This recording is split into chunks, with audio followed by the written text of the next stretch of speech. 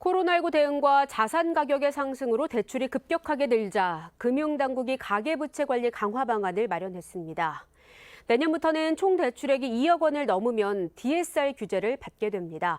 다만 실수요자를 보호하기 위해 전세 대출은 포함하지 않기로 했습니다. 박지선 기자입니다. 지난 2분기 기준 가계부채는 1,800조 원을 돌파하며 10%대의 증가율을 기록했습니다.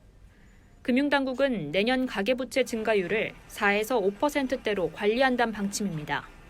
실수요자는 보호하되 가계부채로 인한 리스크는 강력하게 관리하기로 했습니다. 먼저 대출자의 상환 능력에 따라 대출 심사가 이루어지도록 총부채 원리금 상환 비율 DSR 제도의 실효성을 높입니다. 갚을 수 있는 만큼만 대출받고 처음부터 조금씩 나누어 갚아 나간다는 것은 금융의 기본 원칙이자 가계부채 관리의 출발점입니다. DSR이란 소득 대비 갚아야 할 원금 비율을 뜻하는 지표로 당초 금융당국은 내년 7월부터 개인별 DSR 적용 대상을 강화할 계획이었지만 가계부채 상황을 감안해 시행 시기를 앞당기기로 했습니다.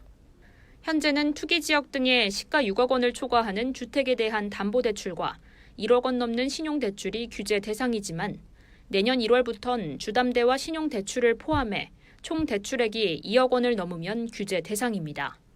내년 7월부터는 총 대출액 1억 원이 넘으면 DSR 규제를 받습니다. 풍선 효과를 막기 위해 제2금융권에 대한 DSR 기준은 현행 60%에서 내년 1월부터는 50%로 강화됩니다.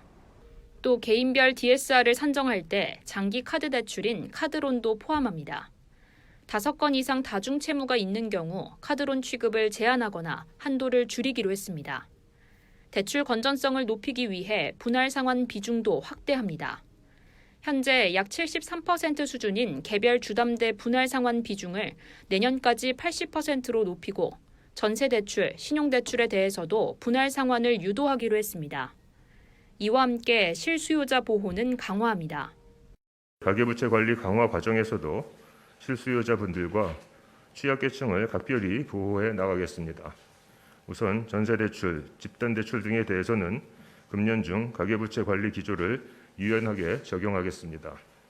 4분기에 취급된 전세대출은 가계부채 총량 관리 한도에서 제외하고 잔금 대출도 중단되는 일이 없도록 관리하기로 했습니다. 중저신용자 대상의 중금리 대출은 기존 확대 기조를 유지하고 올해 9조 원대를 목표로 한 서민 금융상품 공급도 이어나갈 방침입니다. 금융회사에 대한 가계대출 취급 관리는 체계화합니다. 금융당국에 제출하는 연간 가계대출 관리 계획을 분기별로 세분화하고 각종 대출 약정 이행 실태 점검도 강화합니다. 금융당국은 이번 대책 이후에도 가계부채 상승세가 이어지면 DSR 관리 기준을 더욱 강화하는 등 추가 방안을 검토할 계획입니다. KTV 박지선입니다.